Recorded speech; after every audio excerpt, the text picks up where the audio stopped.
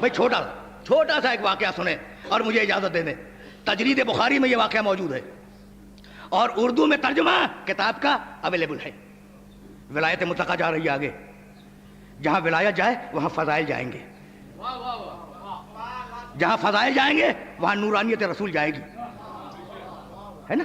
اب عرض کروں, دو شخص ہیں, ایک خاتون ایک ان کے شوہر, اور دونوں جلیل القدر ہیں, اور بڑے ناز سے یہ بات ہو رہی ہے کہ میں افضل یا تم افضل. شوہر نے کہا میں افضل, میں بہت پرانا ساتھی ہوں رسول کا.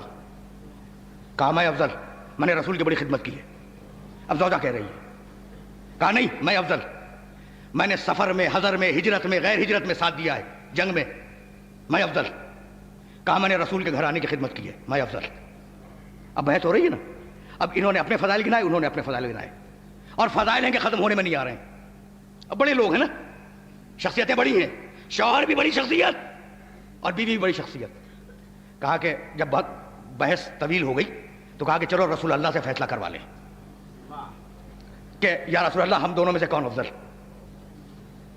بھائی عجیب و غریب مسئلہ ہے, تاریخ میں جا کے دیکھیے گا. میں نے رسول کے ساتھ جنگوں میں شرکت کی. میں نے بہت پہلے جب لوگ کافر تھے تو رسول پہ اسلام کو قبول کیا اور رسول کی رسالت کو مانا. میں نے ہجرت میں, غیر ہجرت میں, سفر میں, حضر میں ساتھ دیا.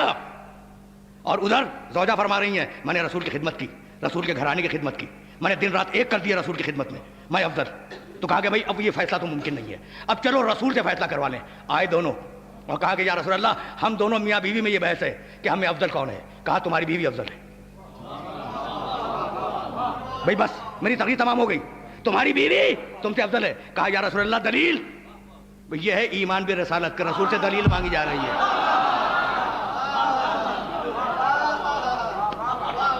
یہ ہے نا ایمان بالرسالت, کہ رسول سے دلیل مانگی, لیکن واقعاً ایمان بالرسالت تھا. دلیل اس لیے مانگی تاکہ آئندہ آنے والی نسلوں تک وہ دلیل پہنچ جائے. کہا کہ بھائی تمہاری بیوی تم سے اس لیے افضل ہے کہ اس نے حسن کی ولادت میں دائی کا فریضہ انجام دیا تھا.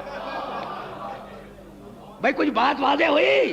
اب مجھے ایک جملہ کہنے کی اجازت دیں کہ تمہاری بیوی تم سے اس لیے افضل ہے کہ اس نے حسن کی ولادت میں دائی کا فریضہ انجام دیا تھا. تو اب مجھے جملہ کہنے کی اجازت دے دیں کہ جو حسن کی دائی کا مقابلہ نہ کر سکے وہ حسن کے باپ کا کیا مقابلہ کرے گا. کچھ بات واضح ہوئی.